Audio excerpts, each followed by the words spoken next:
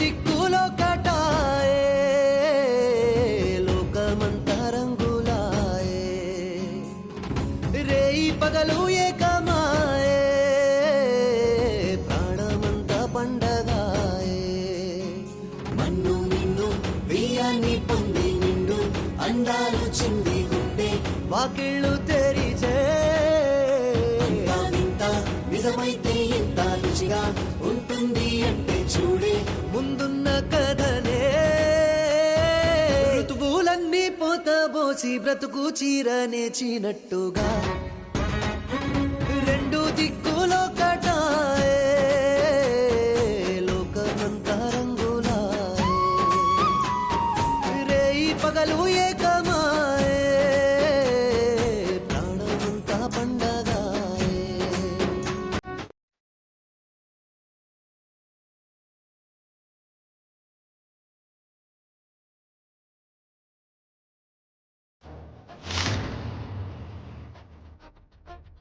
ఈ రోజు నీకు మర్చిపోలేని జ్ఞాపకంగా మిగిలిపోవాలి.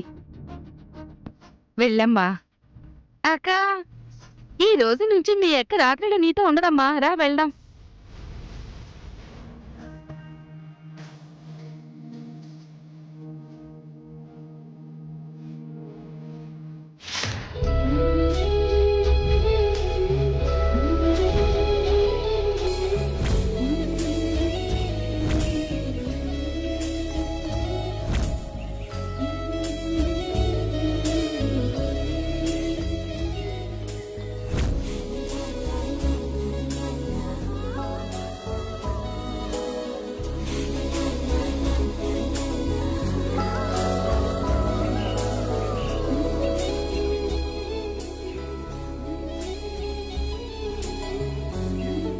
పాలు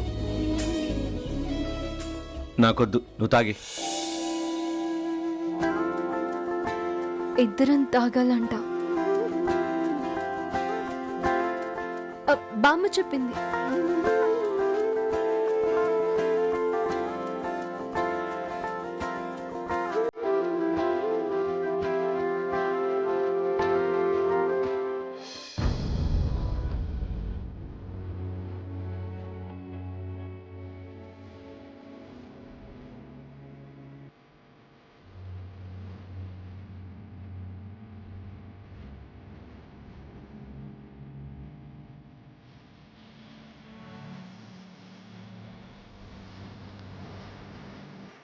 నీతో కొంచెం మాట్లాడాలి. చెప్పండి. మా అమ్మ వాగ్దేవి అంటే నాకు చాలా ఇష్టం. ఎందుకో తెలుసా? మా అమ్మకి మమ్మల్ని ప్రేమతో పెంచడం కన్నా క్రమశిక్షణతో పెంచడం అంటేనే ఇష్టం. మమ్మల్ని ఒక టీచర్ లాగా పెంచింది. ఆవిడ మీద అమ్మ అనే గౌరవం కన్నా గురువు అనే భయమే ఎక్కువ. అందుకే మేమందరం ఆవిడ్ని మేడం అని పిలుస్తాం. ఆమె చెప్పిన పని చేయకపోయినా, అబద్ధం చెప్పినా, తప్పు చేసినా మా మేడం తట్టుకోలేదు. ఆమె చెప్పిన మాట వినకపోతే ఎవ్వరినీ క్షమించదు. ఈ కారణం వల్లే ఎన్నో ఏళ్లుగా మా మేడంకి మా డాడీకి మధ్య మాటలు లేవు. హే, మేడం అంత స్ట్రిక్ట్ కాబట్టే మేడంకి తెలియకుండా నేను ఈ ఊరు వచ్చినందుకు నేనెంత భయపడ్డానో నీకు తెలుసు కదా. అలాంటిది నువ్వంటే ఇష్టం లేని నిన్ను పెళ్లి చేసుకున్నానని తెలిస్తే ఎలా రియాక్ట్ అవుతుందో, ఏం చేస్తుందో తెలీదు.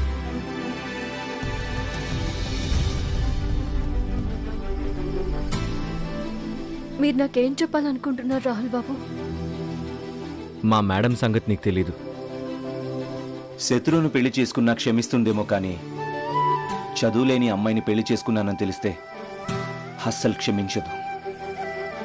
చదువులేని వాళ్ళు భూమికే భారం అన్నదే మా అమ్మ అభిప్రాయం.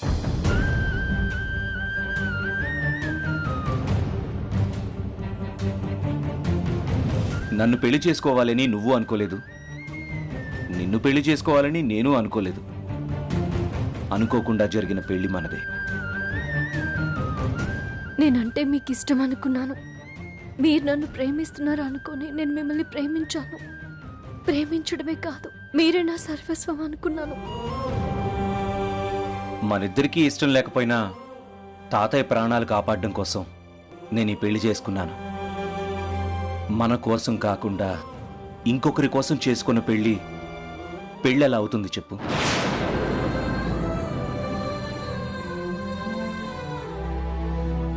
అందుకే ఈ ఊర్లో ఉన్నంత వరకే తాతయ్య దృష్టిలో మనం భార్యాభర్తలం.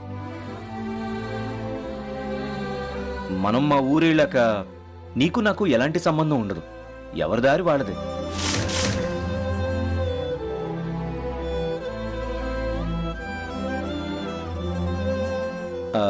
ఏయ్, అలా అని నేను నిన్ను పట్టించుకోకుండా వదిలేను. మా తాతయ్య నీకు రాసిచ్చిన పొలాలు నాకు అవసరం కాబట్టి నేను దానికి బదులుగా నువ్వు ఎంత డబ్బు అడిగితే అంత డబ్బు నీకు ఇస్తాను.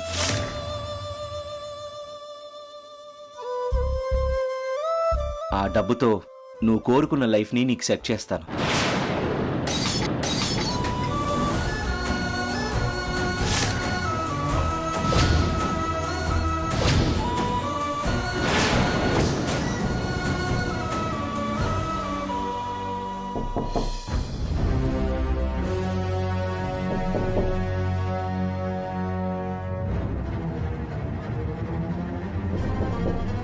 ఒరే తాత, ఏంటి తాత? ఏదో పగిలిన శబ్దం వినిపించింది. ఏమైందిరా? అది ఏం లే తాత, చెయ్యి తగిలి గ్లాస్ కింద పడింది.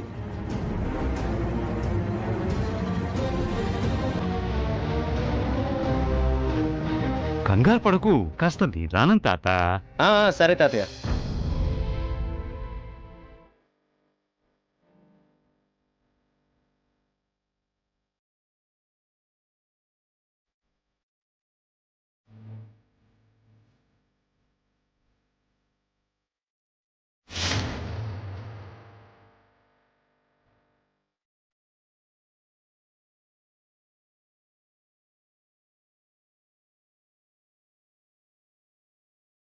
చేయి జారిందా?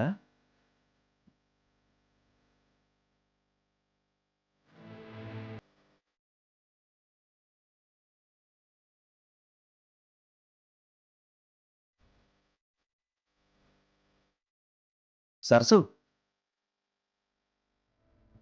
నువ్వు బయటికి వెళ్తున్నావా? మనం ఇక్కడ ఉన్నన్ని రోజులు తాతయ్య దృష్టిలో భార్యాభర్తల్లా ఉందాం అని చెప్పాను కదా. నువ్వు బయటికి వెళ్తే తాతయ్యకి అనుమానం వస్తుంది. నాకు ప్రాబ్లం. ఇక్కడే ఉండవా?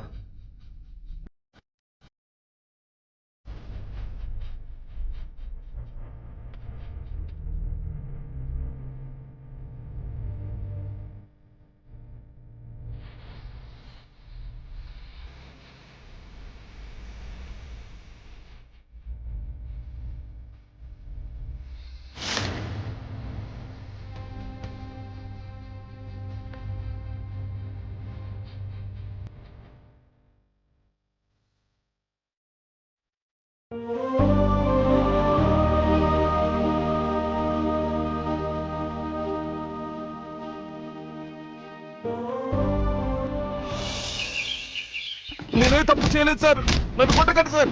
సార్, నన్ను కొట్టకండి సార్, నేనే తప్పు చేయలేదు. అబ్బా, నేనే తప్పు చేయలేదు సార్.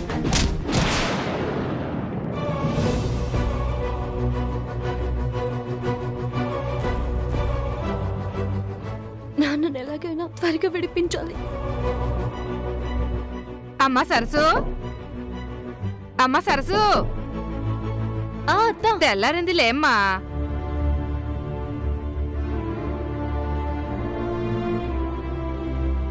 ఏంటి పిల్ల, అప్పుడే శోభనం గురించి కలలు కనేస్తున్నావా? నువ్వు లేపకుండా ఉంటే శోభనం ఏంటి పిల్లల్ని కూడా కనేస్తుంది. ఈ గాజుల సవ్వడి ఆ అబ్బాయిని నీ దగ్గర చేస్తుంది.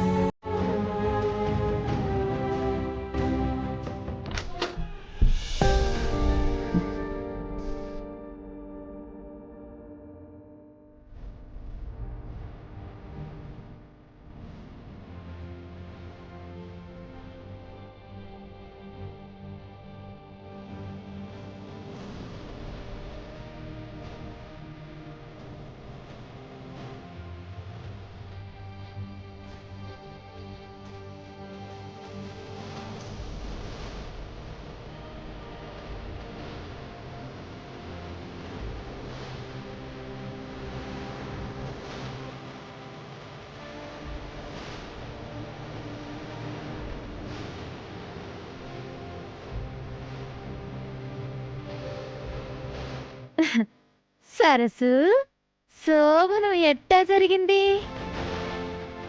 ఏంటత్తయ్య నువ్వు కూడా ఇవన్నీ ఎవరైనా అడుగుతారా? ఏమే శోభనం జరగదని చెప్పినావు? నీ ఉపాయం తగలబడినట్టే ఉంది. దాని కళ్ళలో సంతోషం చూస్తుంటే నా కళ్ళలో ముళ్ళు గుచ్చుకున్నట్టుంది. ఇంకెందుకు వెళ్దాం పదా.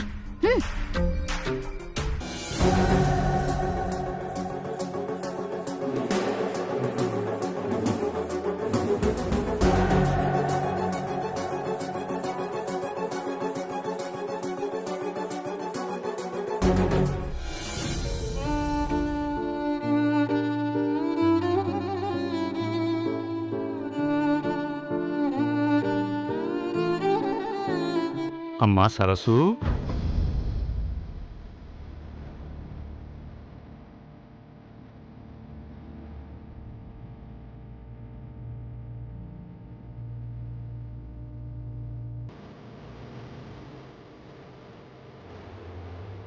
ఏంటి పెద్దయ్య? నిన్నటి వరకు అల్లరి పిల్లలా ఉండేదానివి. ఈనాడు ఇల్లాలుగా నిండుగా ఉన్నాను. ఒక్క రోజులో ఎంత మార్పు వచ్చిందమ్మా? నిజమే పెద్దయ్య, నా ఆశలన్నీ ఆవిరైపోయి ఒక్క రోజులోనే నా జీవితం మొత్తం మారిపోయింది. ఇలా జరుగుతుందని నేను కూడా ఊహించలేదు. అలా పొలం దాకా వెళ్ళొస్తానమ్మా.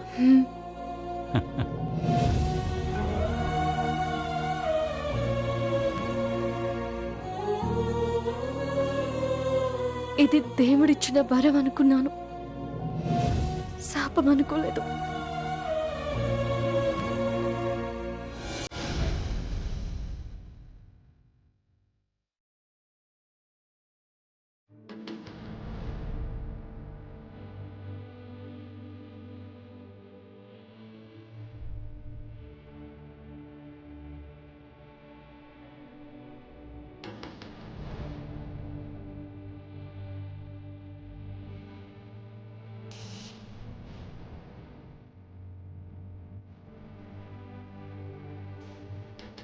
ఏంటి? అరుణ్ బాబు గారికి ఇప్పుడు ఎలా ఉంది రాహుల్ బాబు? ఇప్పుడు బానే ఉందంట, అన్నయ్య చెప్పాడు. ఆపరేషన్ చేసే ముందు డాడీ కండిషన్ ఎలా ఉందో చెక్ చేయడానికి డాక్టర్స్ అబ్జర్వేషన్లో పెట్టారు.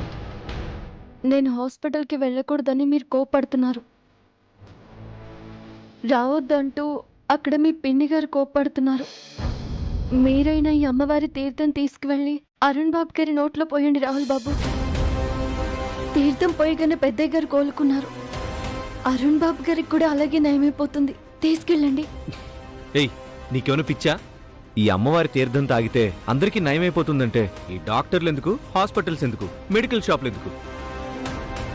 నీలాంటి చదువు లేని వాళ్ళతో ఇదే ప్రాబ్లం. అందుకే మా అమ్మకి చదువు లేని వాళ్ళంటే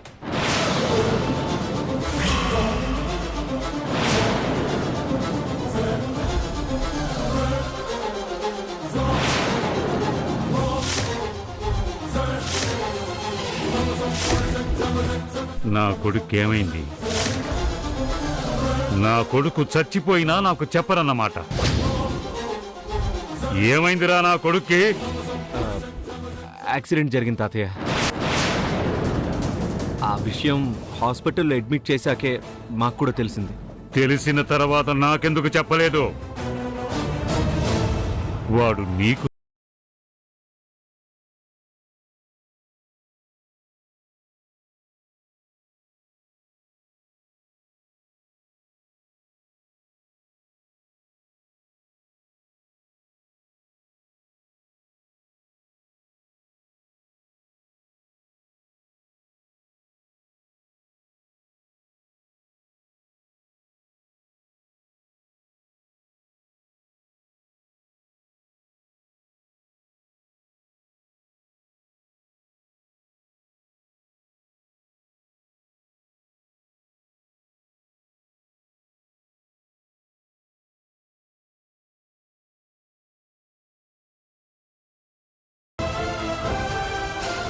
ఈ విషయం ఎప్పటికైనా తెలుస్తుంది. అప్పుడు మాత్రం తట్టుకోగలనని అనుకున్నారా? నేను నా కొడుకుని తాతయ్య వద్దు తాతయ్య, అక్కడికి వెళ్ళొద్దు ప్లీజ్ తాతయ్య. నా కొడుకుని చూడొద్దని చెప్పడానికి నువ్వెవర్రా? అది కాదు తాతయ్య, హాస్పిటల్లో మా పిన్నుంది. నువ్వు అక్కడికి వెళ్తే తను గొడవ చేస్తుంది తాతయ్య. కన్న కొడుకు అలాంటి పరిస్థితిలో ఉంటే తండ్రిని చూడొద్దని చెప్పడానికి వాళ్ళెవరు? ఆ మాటకొస్తే పెద్దయ్య గారిని చూడొద్దని చెప్పడానికి వాగ్దేవి అమ్మగారికి కూడా ఎలాంటి హక్కు అధికారమూ లేవు. మీరు మీ పిన్ని గురించి చెప్తారేంటి రాహుల్ బాబు? నేను చెప్పేది కొంచెం అర్థం చేసుకోవాల్సింది మీరు. పెద్దయ్య గారికి నిజం తెలియకుండా దాచారు. తెలిసిన తర్వాత వెళ్ళొద్దని చూడొద్దని చెప్తే పెద్దయ్య గారి పరిస్థితి ఎలా ఉంటుందో ఆలోచించారా? కొడుకు మీద బెంగతో పెద్దయ్య గారికి ఏమైనా అయితే దానికి మీరే బాధ్యులు. అరుణ్ బాబు గారి దగ్గరికి వెళ్దాం పదండి పెద్దయ్య.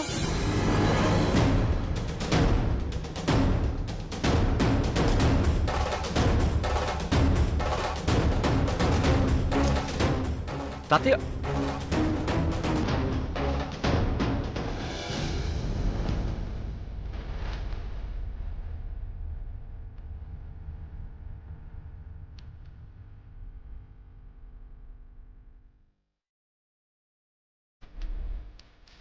Teja,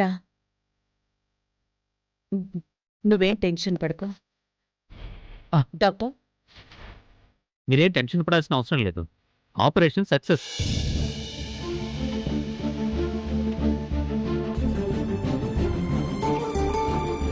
thank you doctor, thank you.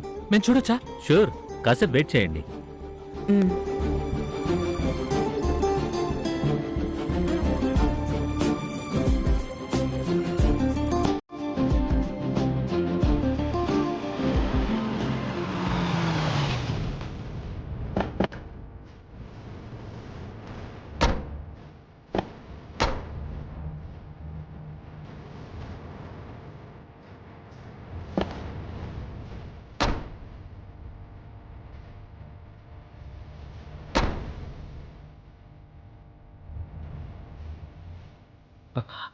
తాతయ్య, తాతయ్య, ఇప్పుడు సరస్సును చూస్తే పిన్ని మళ్ళీ ఏం గొడవ చేస్తుందో. సరస్సు, తాతయ్యని వెళ్ళని. నువ్వు అక్కడికి వెళ్ళడం మంచిది కాదు. నేను నిన్ను అక్కడికి తీసుకెళ్ళడం కూడా బాగుండదు. తాతయ్య, నువ్వు పైకి వెళ్ళి డాడీని చూసిరా తాతయ్య. తాతయ్య, నువ్వు ఇలా పైకి వెళ్తే అక్కడ అన్నయ్య ఉంటాడు. ఏం మాట్లాడుతున్నావు రాహుల్ బాబు? పెద్దయ్య గారు మీ ఇంటికి వస్తే బయటికి పంపించేశారు. ఇప్పుడు మాత్రం పెద్దయ్య గారిని రాణిస్తారనుకుంటున్నారా?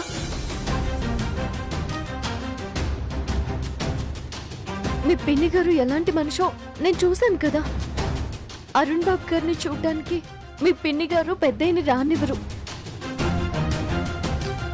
ఏం చెప్పైనా సరే పెద్దయ్య గారిని నేనే దగ్గరుండి తీసుకువెళ్తా. రండి పెద్దయ్య. ఆగమ్మా, వాళ్ళెవ్వరికీ తెలియకుండా మీ ఇద్దరి పెళ్లి జరిగింది. ఇప్పుడు వాళ్ళు నిన్ను నాతో చూస్తే ఎప్పటికీ నిన్ను శత్రువుగానే చూస్తారు. నాకు అవమానం జరిగినా పర్వాలేదు పెద్దయ్య. మీరు మీ కొడుకుని చూడడం ముఖ్యం. రండి. వద్దమ్మా, నా మాట విను.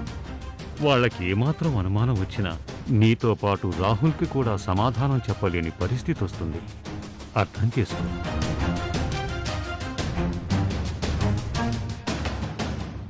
మీరిద్దరూ ఇక్కడే ఉండండి, నేను వెళ్ళొస్తాను.